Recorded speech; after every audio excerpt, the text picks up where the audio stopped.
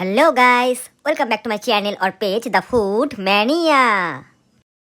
আজকে আমি বানাবো রেস্টুরেন্ট স্টাইল এগ হাক্কা নুডলস। Wow, yummy! প্রথমে আমি একটি পাত্রে গরম জল বসিয়ে তার মধ্যে হাক্কা নুডলসগুলো ছেড়ে দেব।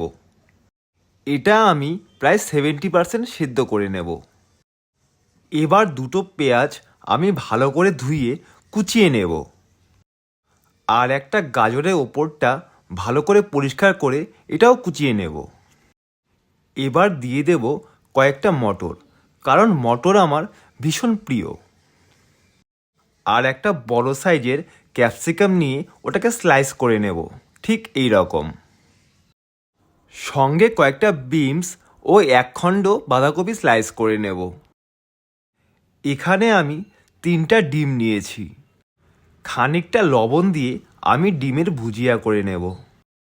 এবার দেখতেই পাচ্ছেন এখানে নুডলসগুলো প্রায় 70% সেদ্ধ হয়ে গিয়েছে। আমি যত্ন সহকারে উঠিয়ে নেব।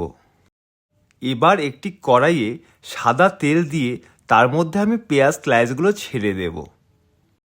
সঙ্গে কেটে নেওয়া বিনস ও মটরগুলো দিয়ে দিলাম।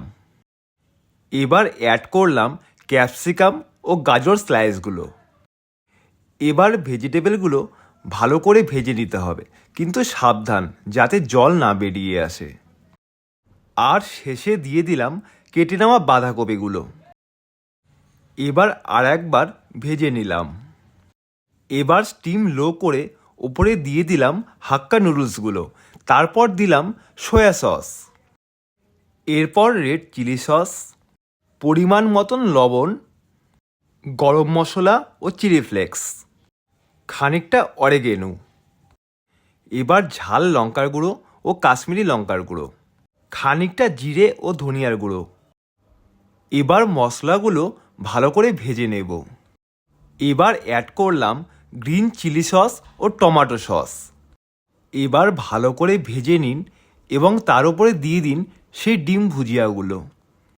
এবার উপরে ধনিয়া পাতা কুচি ও গরম মশলা দিয়ে ভালো করে মিক্স করে নিন।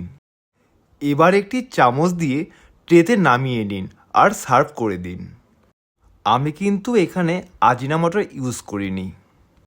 ব্যাস রেডি আমাদের রেস্টুরেন্ট স্টাইল এগ হাক্কা নুডলস। So delicious!